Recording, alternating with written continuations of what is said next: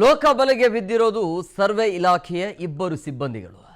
ಭೂಮಿ ಅಳತೆಗೆ 5,000 ರೂಪಾಯಿ ಲಂಚಕ್ಕೆ ಬೇಡಿಕೆಯನ್ನು ಇಟ್ಟಿದ್ರು ಅನ್ನುವಂಥ ಆರೋಪದ ಹಿನ್ನೆಲೆ ರೇಡ್ ಆಗುತ್ತೆ. ರಾಮಪ್ಪ ದಾಸರ್, ಆನಂದಪ್ಪ ನಾಯಕ್ ಲೋಕಬಲೆಗೆ ಬಿದ್ದಿರುವಂಥದ್ದು ಇಬ್ಬರು ಸಿಬ್ಬಂದಿಗಳು. ದಾವಣಗೆರೆಯ ಹರಿಹರದ ADLR ಕಚೇರಿಯಲ್ಲಿ ಆಗಿರುವಂತಹ ಘಟನೆ ಇದು. ಲೋಕಾಯುಕ್ತ SP SM ಕೌಲಾಪುರಿ ನೇತೃತ್ವದಲ್ಲಿ ದಾಳಿ ಆಗುತ್ತೆ. ಖಚಿತ ಮಾಹಿತಿಯ ಮೇರೆಗೆ ಇವರ ಮೇಲೆ ರೇಡ್ ಮಾಡಲಾಗುತ್ತೆ. ದಾವಣಗೆರೆಯ ಹರಿಹರದ ADLR ಕಚೇರಿಯಲ್ಲಿ ಆಗಿರುವಂತಹ ಘಟನೆ ಇದು. ಲೋಕಾಯುಕ್ತರಾಗಿರುವಂತಹ SP SM ಕೌಲಾಪುರಿ ಅವರ ನೇತೃತ್ವದಲ್ಲಿ ರೇಡ್ ಆಗಿದೆ. ಭೂಮಿಯ ಅಳತೆಗೆ ಅಂಥೇಳಿ ಇವರು ಲಂಚವನ್ನ ಇಟ್ಕೊಂಡಿದ್ರು. ಅಂದರೆ ಭೂಮಿಯ ಅಳತೆಗೆ 5,000 ರೂಪಾಯಿ ಲಂಚದ ಬೇಡಿಕೆಯನ್ನು ಇಟ್ಟಿದ್ರು ಅನ್ನೋದು. ಆ ಲಂಚ ಪಡೆಯುವಂಥ ಸಂದರ್ಭದಲ್ಲಿ ರೆಡ್ ಹ್ಯಾಂಡ್ ಆಗಿ ಸಿಕ್ಕಿ ಬಿದ್ದಿದ್ದಾರೆ. ಒಂದು ಭೂಮಿಯನ್ನು ಅಳತೆ ಮಾಡಬೇಕು ಅಂತ ಹೇಳಿದ್ರೆ ಇಂತಿಷ್ಟು ಅಂಥೇಳಿ ಇವರು ಲಂಚಕ್ಕೆ ಬೇಡಿಕೆಯನ್ನು ಇಟ್ಟಿದ್ರಂತೆ.